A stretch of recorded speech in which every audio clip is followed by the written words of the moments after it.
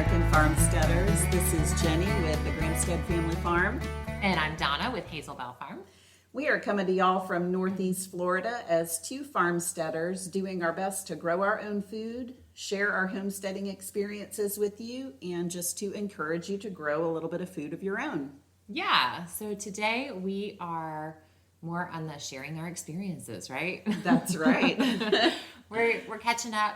We are filling you in on what's going on in our farms in hopes that you guys just get a little snippet of the big picture of what we're doing. Yeah, because there's definitely been some stuff going on the homestead. Holy moly. It's been busy. Yeah, it has been busy. It's always busy, but spring seems to be particularly busier, right? Yeah, because there's lots of little things that need to get done in preparation for gardening season, and a lot of the times you have babies on the ground, and so there's always lots to do this time of year. So it's been busy. What's been keeping you busy on your farm? That would be Dolly. That would be Dolly. So since we last recorded, we were anxiously awaiting for Dolly to calve so we can have milk again. We've been dry for a couple of months, and I have been like, oh, I can't wait. I'm just like, I'm going to be guzzling milk when we have it. And Dolly surprised us with an early delivery. She calved 3 weeks and 2 days early, and I had to go back and check and make sure that I even had her AI date correct. Right. And we did. And she had no signs the night before calving at all. Her udder was swelling, but we expect that in the last month anyways. Right. And, just enough to be getting excited. In fact, the night before she calved, I was out there checking on her, and her ligaments were completely tight. She was with the rest of the herd, like not separated.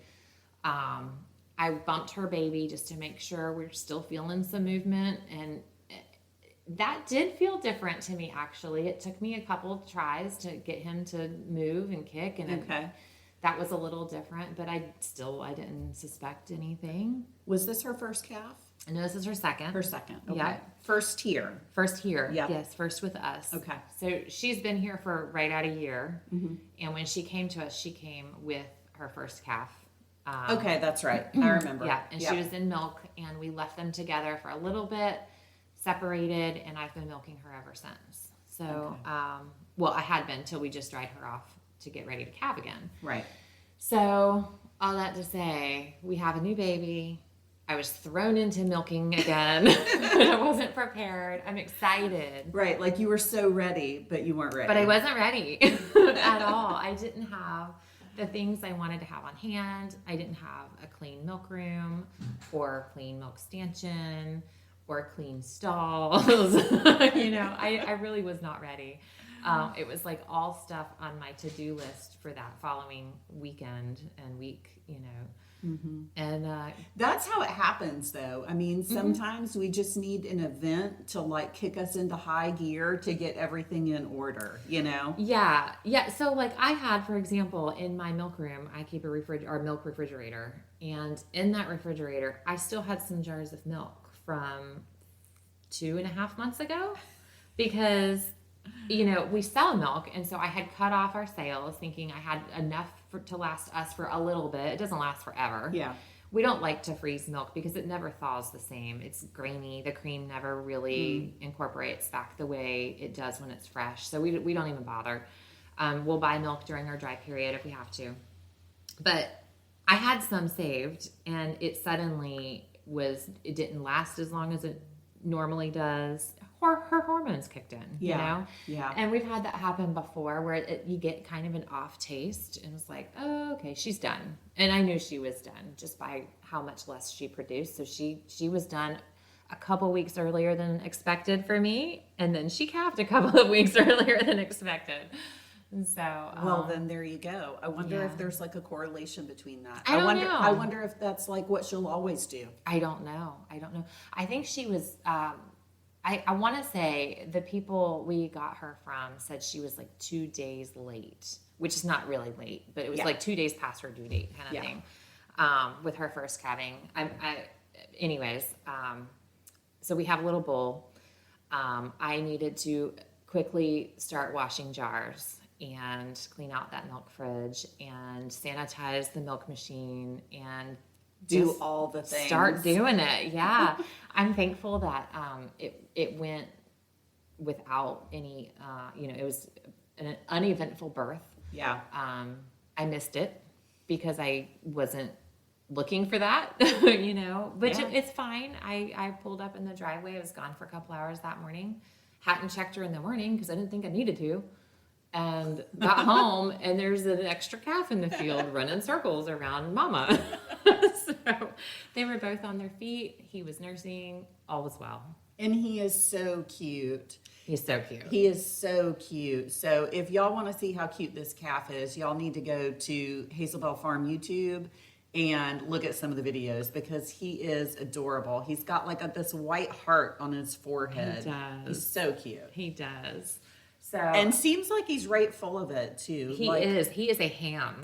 He really is a ham. I always tell people, like, sometimes they're just born like with spite, and sometimes they're born like they just love you, like they want to be hands-on, and he seems to be pretty hands-on.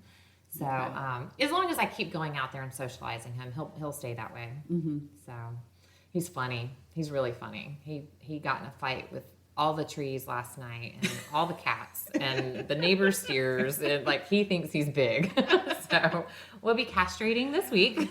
Right. to put him in his place. But he's a lot of fun, and he's doing great. That's good. Yeah. That's good news. Yeah. So Dolly's doing well. She's well enough, I should say. We have treated her for early signs of mastitis, and she has some pretty severe swelling, edema. Mm-hmm. So, and that has gotten a little bit worse every day, the swelling. What causes that? I mean, why do you think that happened? Okay. I mean, I have read that, not to give them any grain before calving. And so I have always heard that. We usually grain our milk cows. We start introducing it a little at a time, about 2 weeks to 10 days before their due date. And I didn't do that this time. Okay. So, because I didn't know. Right. So she had no grain beforehand. And I even talked to the vet about that. And he was like, And then I found last night, as I was reading like actual published studies, that no, there's no correlation with grain or no grain.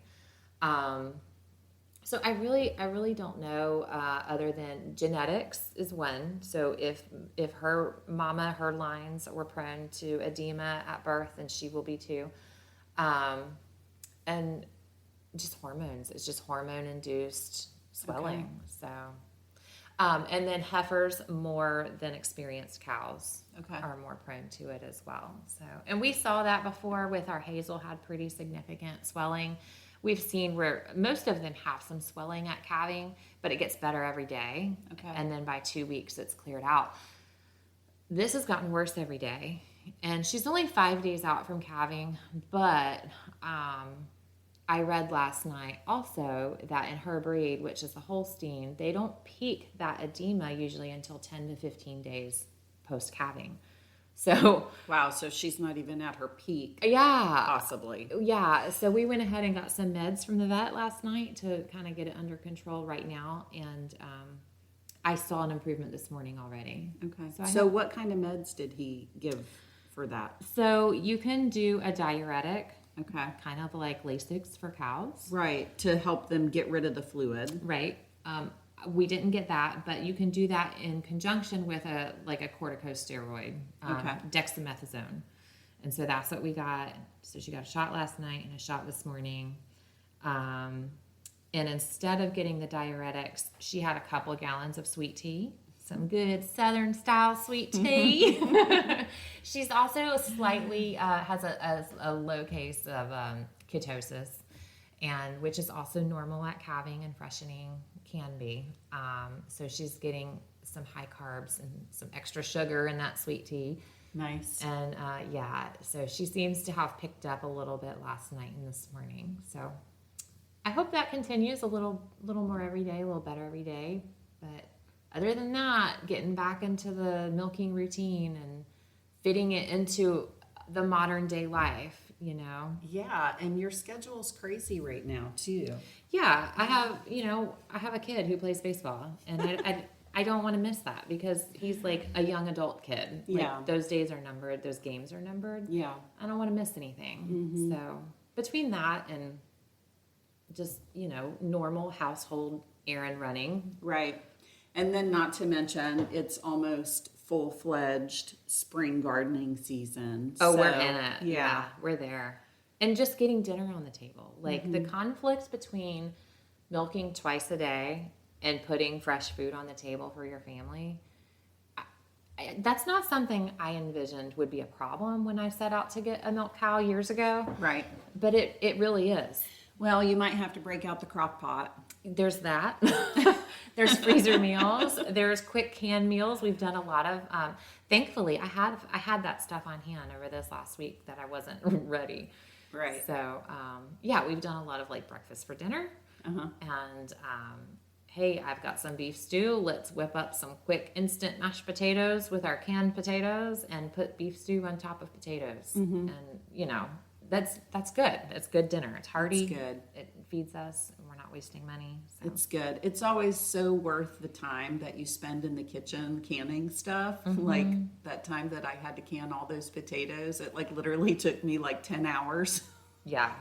I did that last weekend. Yeah. It's totally worth it, It because is. you can take that one day and knock it out and then have that stuff on the shelf ready to go.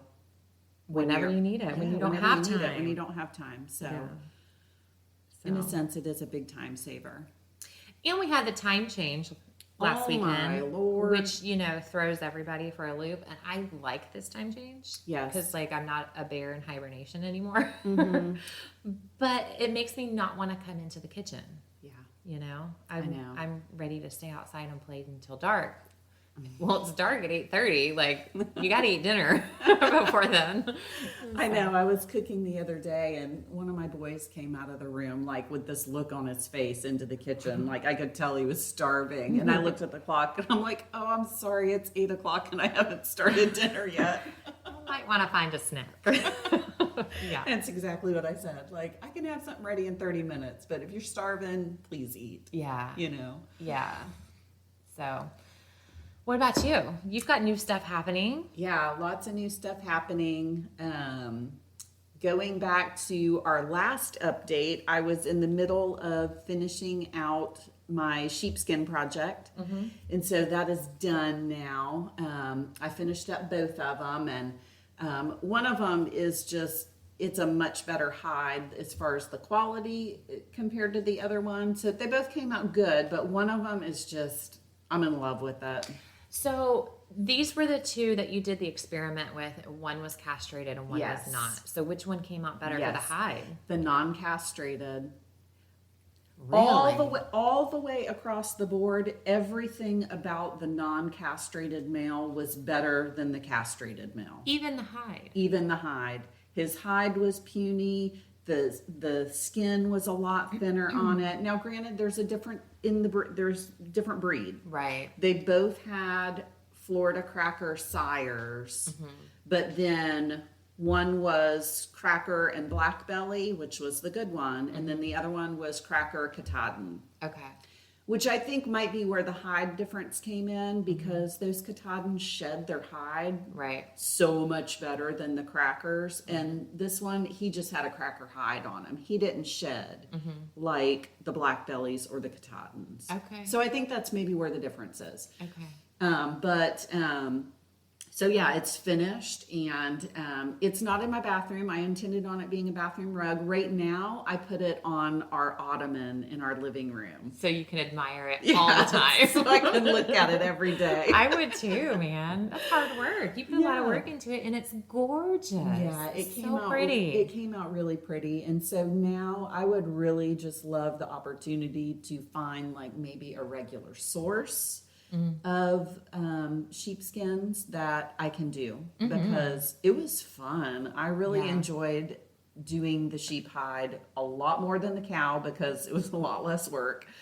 And it was something that I could completely do on my own. Like I didn't Right. need help stretching it. I didn't need help moving it after I washed it and it weighed 500 pounds, you know. Right.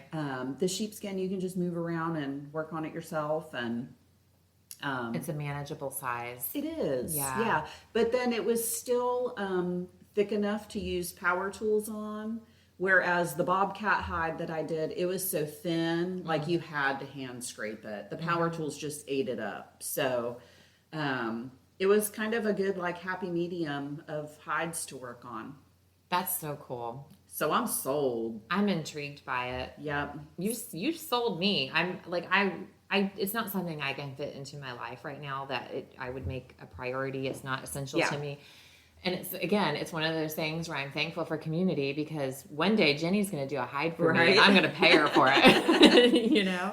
Well, you know, the nice thing about working on the hides, and this was true even with the cow hides, and I'm able to do it this way because of my walk-in cooler. Like, I can go out there and just pull it out of the cooler and work on it for, if I only have 15 minutes, only 15 minutes. If I Right. have an hour, take an hour. But the point is I can put it back in the walk-in cooler and it kind of stops the process. Right. You know, it keeps it from rotting. It keeps it, you know, at 30-ish degrees. So you can kind of work on it at your leisure. Whereas if I didn't have the walk-in cooler, that's a project that is on a time schedule. It's like all in one. Right. Like you got to start it and you got to finish it before the hide rots. So the walk-in cooler is the game changer. So our cooler is set as a freezer, Yeah. right? And we have enjoyed having that for when we have, you know, multiple beefs Yeah. coming back and, you know, 60 chickens coming Yeah. back and stuff like that. It has its place. It does, but we were talking about it just this week actually, and we are ready. It's almost empty. I've been working on freezer clean out. Like it's been a proactive project for me, and getting rid of like fat, rendering it down to lard, not getting rid of, you know, chicken feet down into stock, that kind of thing, and really using. I mean, we haven't purchased meat other than the occasional lunch meat because I live with a bunch of sandwich fiends. Yeah. And but we haven't purchased meat from a grocery store in years now. Isn't that amazing? Years now. So we just live out of our freezers, right? Yeah. And you know, I have like last year's blueberry picking needs to be made into jam and that kind of stuff. So that's what I've been doing. And so all my small freezer space is emptying a little at a time, And he went in the big freezer and he's like, hey, you've pretty much sold everything out of there. Can we condense it down into the little freezers? And I'm almost there. Yes, we can do that. And then we can use our freezer as a cooler, as a refrigerator. And I'm excited for that for hanging meat in the future. And also as, you know, a place to store produce. Yeah. Cold crops. A cold room. And yes. Because the reality of it is like we're in Florida. We don't have root cellar cold storage. No, you we know. don't. We don't. And, you know, the walk-in cooler is the way to go. So are y'all going CoolBot? Is that what you told me? No, well, we won't have to. I mean, because we have, so if we were to use the other stuff that Eric's brother has for us and build a whole new cooler, we would probably use a CoolBot. Okay. But the equipment on that freezer right now, all we have to do is turn the thermostat up. Oh. Yeah. Well, okay. Yeah. But it's kind of on its last leg. The condenser is on its last leg. Like we had it serviced last year. And the guy was like, listen, because as a freezer, start thinking of a replacement. Yeah. So that's kind of where we are anyways. Okay. So yeah, I mean, for any of y'all listeners out there, like if you're interested in doing your own walk-in cooler, it's very affordable to do.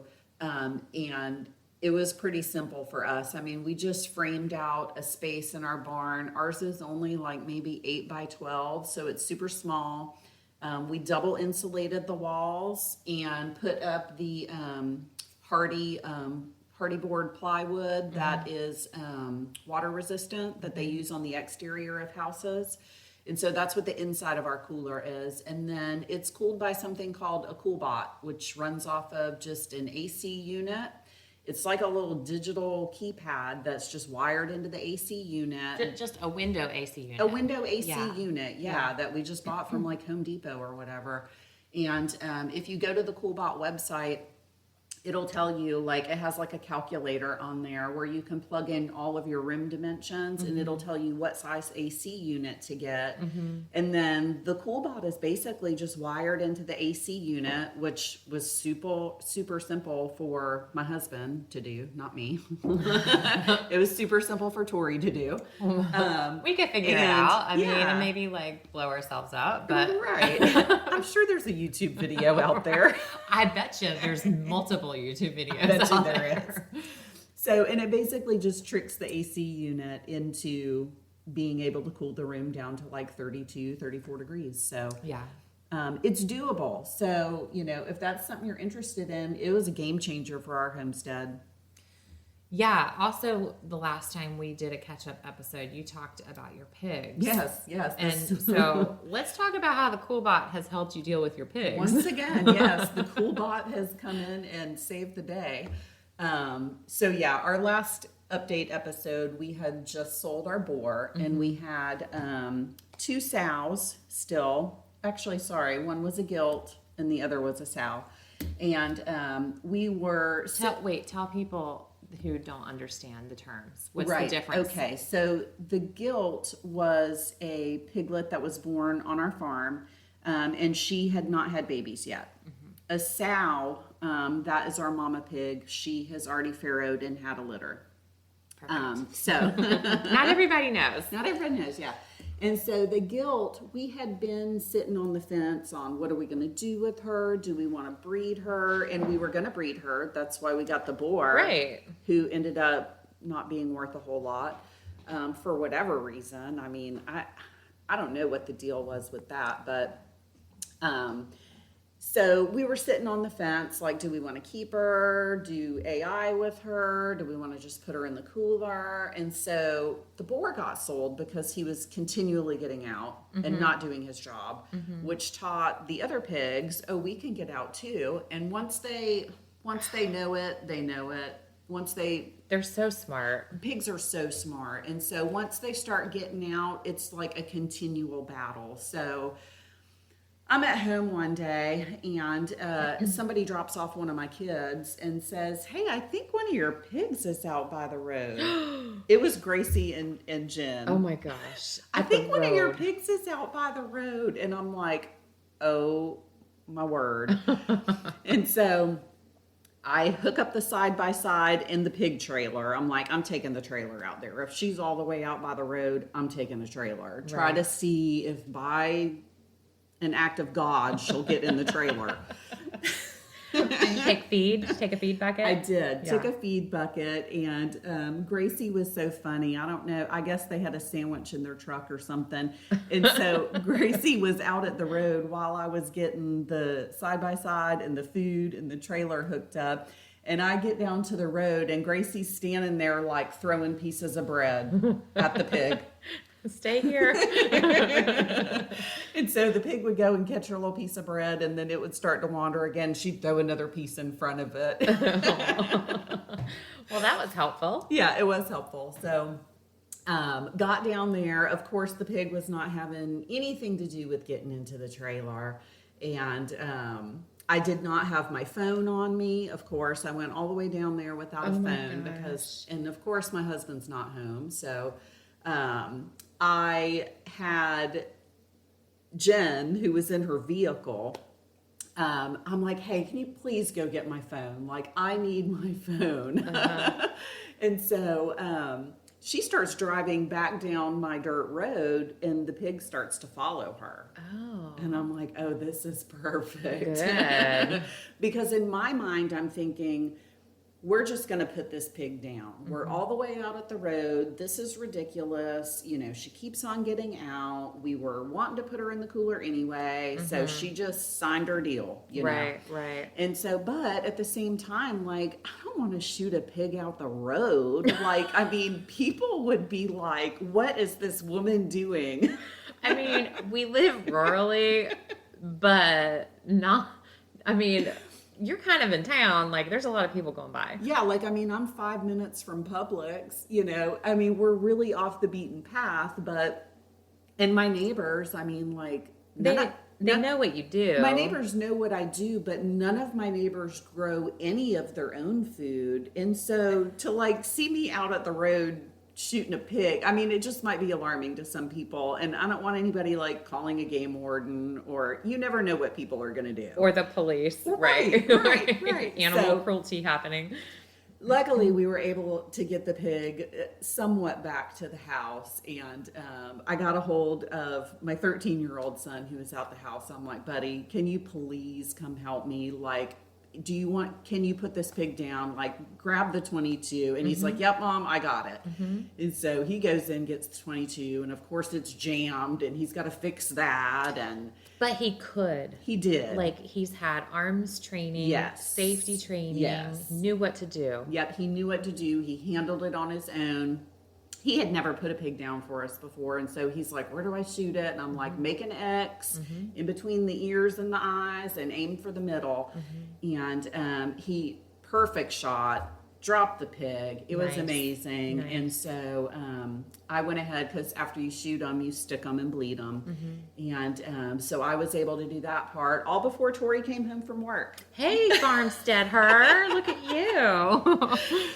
So I'm like, With help from your boy. right. So yeah, I called Tori and I'm like, hey babe, we're just so you know, I hope you're on your way home. Here's what you're walking up to, okay?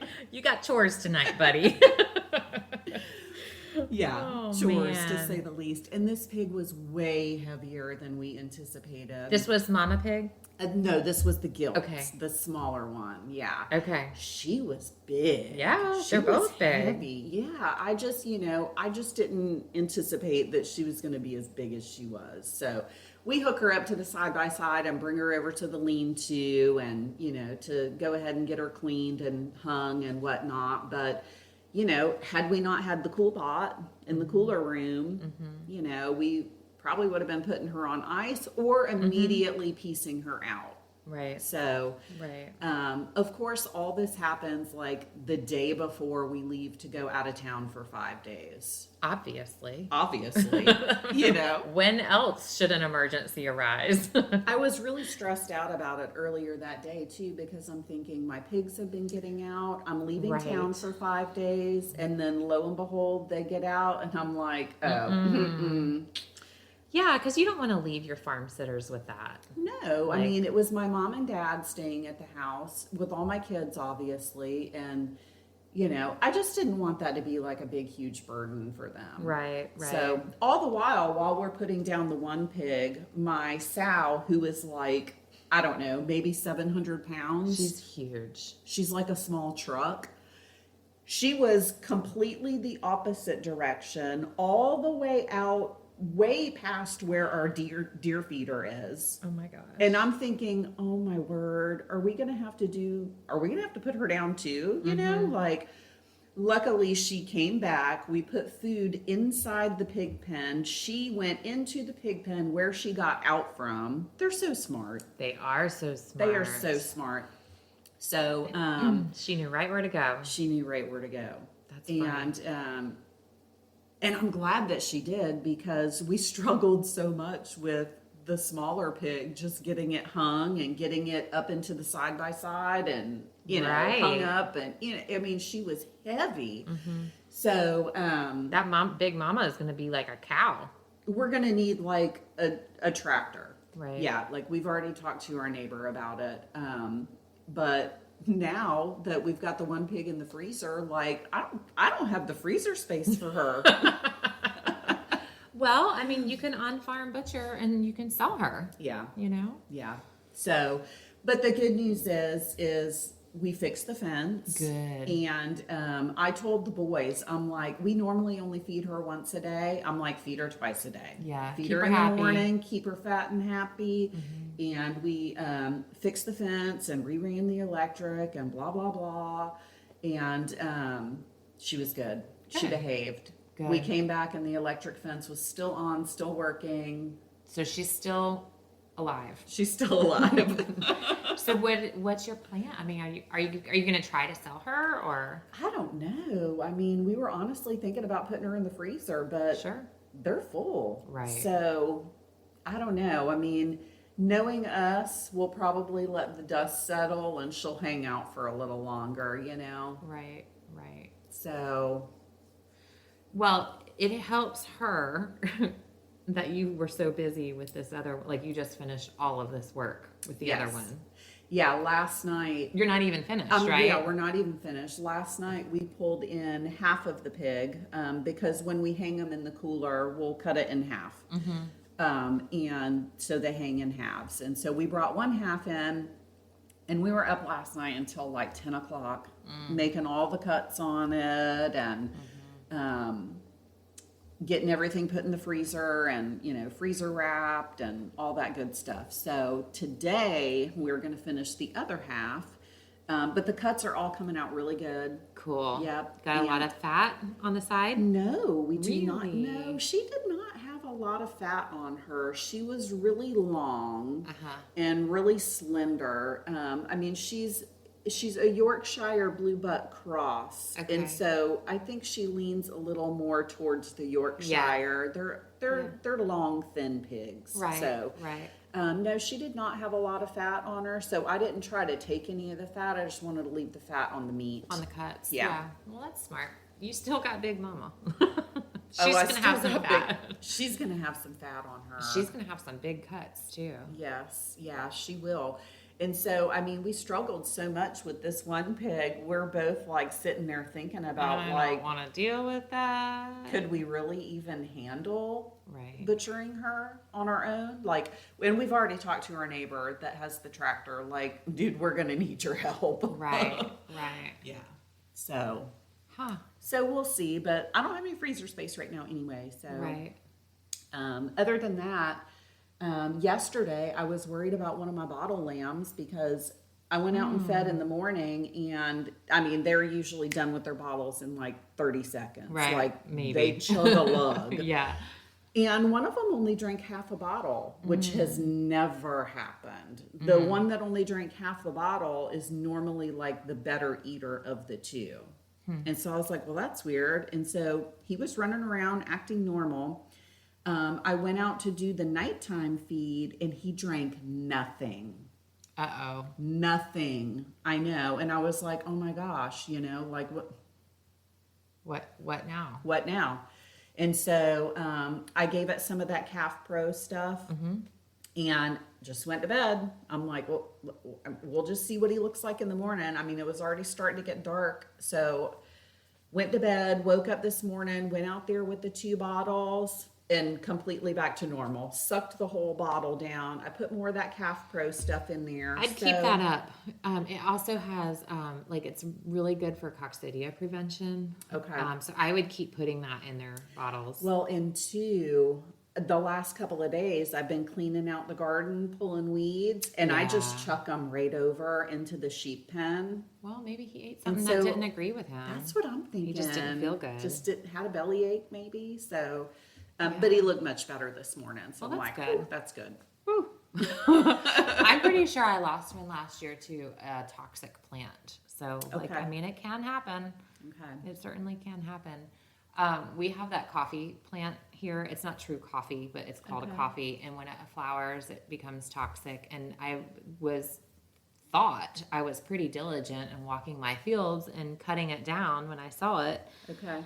And I missed a couple of plants in the field that they happened to be on at the time, and they were fine 1 minute, and about 2 hours later, there was a dead lamb out there just already bloated up. Dang. And so we really don't know, without taking it for a little animal autopsy, you know. Right. Which I'm not paying for. It was a free lamb. Right. So it just didn't seem like I needed to do it. The other one he ran with was fine. Anyways, all that to say, stuff happens. Stuff happens. Could be something you ate. You know, and when stuff happens, man, it happens quick. That's true. Everything can be going perfectly fine on your homestead. Yeah. In a split second. it can throw you into like in a major split second, stuff becomes not safe. Like, right. I was telling you before we started recording, like Dolly, these mama instincts kicked in, and she's a different cow right now than we're used to. Yeah. To the point that she scared me a little bit. I felt a little bit cornered with her baby in a stall. I was like, okay, I'm going to slip out of here.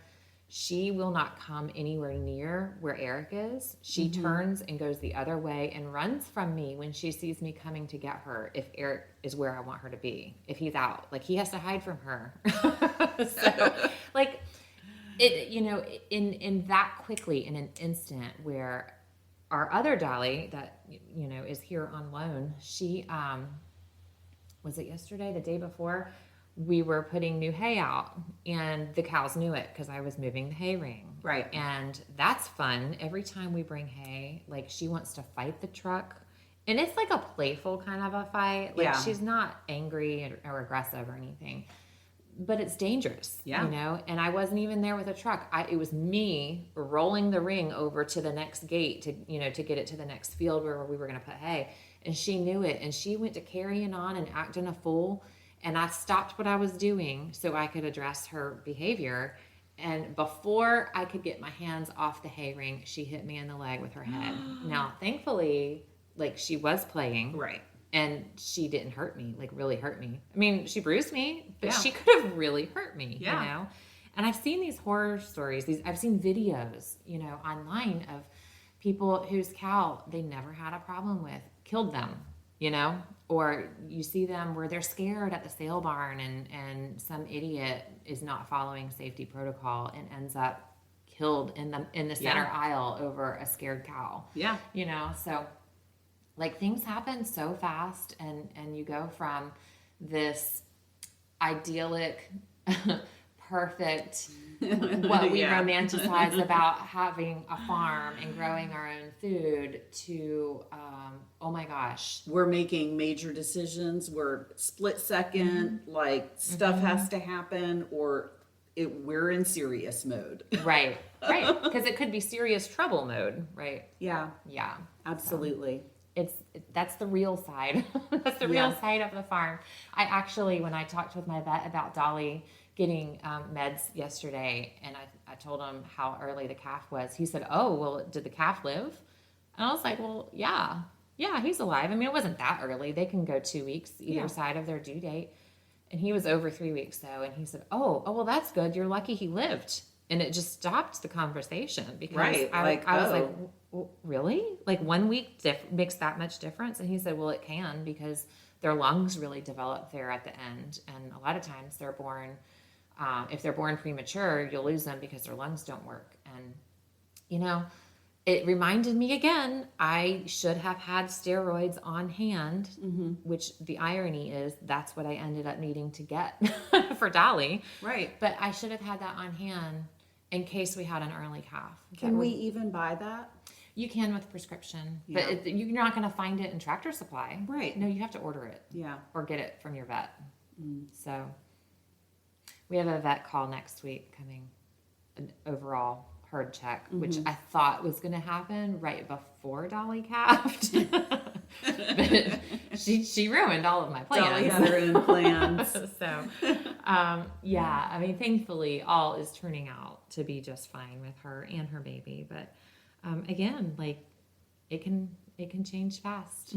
Yep, so. It does. It changes fast, and you got to be on your toes. Yeah, you never know what the farm's gonna bring. No, or what the weather's gonna bring. Good grief. So on that note, we're going to go and we'll talk to you guys next week where we will be talking about spring garden season. Yes. Yeah. Yay. So until then. All right. Later, y'all. Bye.